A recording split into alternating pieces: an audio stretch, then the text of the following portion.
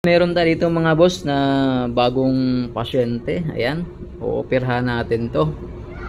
Yan, ang gagawin natin dito mga boss, full assembly na back fairings. Pag sinasabi mga boss na full assembly back fairings, buuhan na siya. Hindi na siya seat cowl, hindi na siya etc. na kung anong tawag dyan. Full assembly na, kasama na yung fairings, buo na siya, buong fairings na, tapos taillight set na yung mga boss, pati mga bracket na, no? Bale, yun yung assembly kung tatawagin. Wala na siyang separate na kung ano-ano, isang set na siya pang likod. Yan, bukod lang to, di kasama tong upuan, syempre stock to eh. Yan, gagawin lang natin ito, yung full fiber na back fairings, tapos mga bracket, tapos yung takip sa ilalim, yun papakita ko sa inyo mamaya. So ayan, balik ang gawin ito no mga boss, ito yung maging example niya. Ayan, pwede siya angkasan para sa mga nagtatanong kasi, boss pwede ba angkasan yan?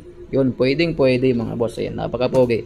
Ito yung example na kay Papa Roberto na stock. Ito yung stock foam, pinagdagdagan lang niya ng foam, no, yung upuan niya, pinagdagdagan lang niya.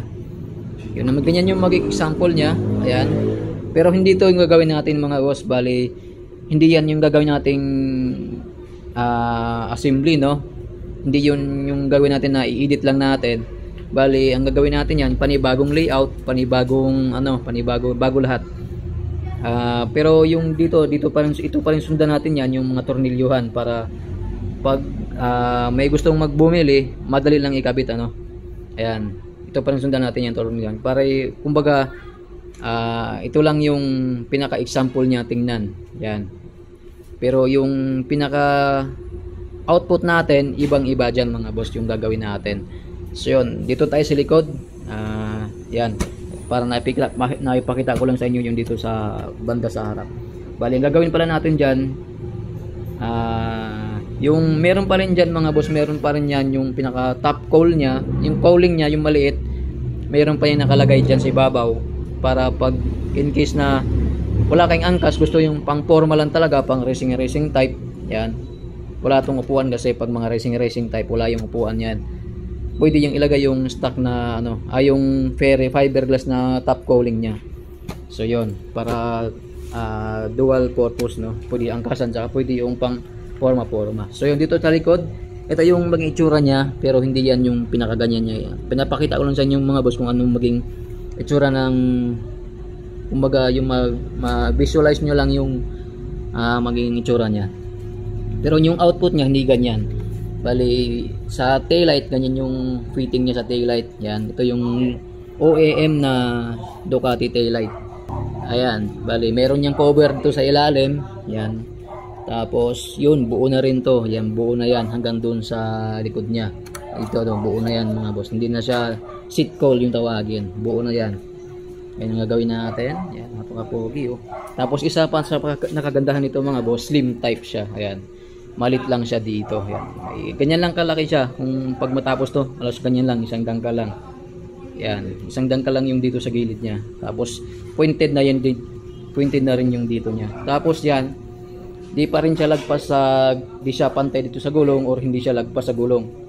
Andito lang siya katapat. Yan, dito. Yung dulo niya, andito lang yung patapat niya. Yan, slim type. Para forma siya at aggressive siya tingnan. Saka sporty, yun gagawin natin. Tapos ito, itong seat cowl na to, liliitan natin, no? Liliitan natin yan para maging sporty siya tingnan. Yan, pero komportable pa rin ang kasan yan mga boss, kahit pa yugyugan yan.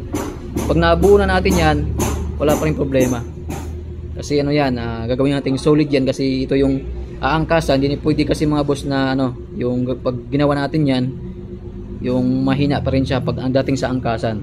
Yun, gagawin natin dyan, gawin natin solid pa rin. Alright, yun, abangan nyo na lang mga boss yung kalabasan nito. Yan, ito yung fairings nya, yan, binaklas ko na.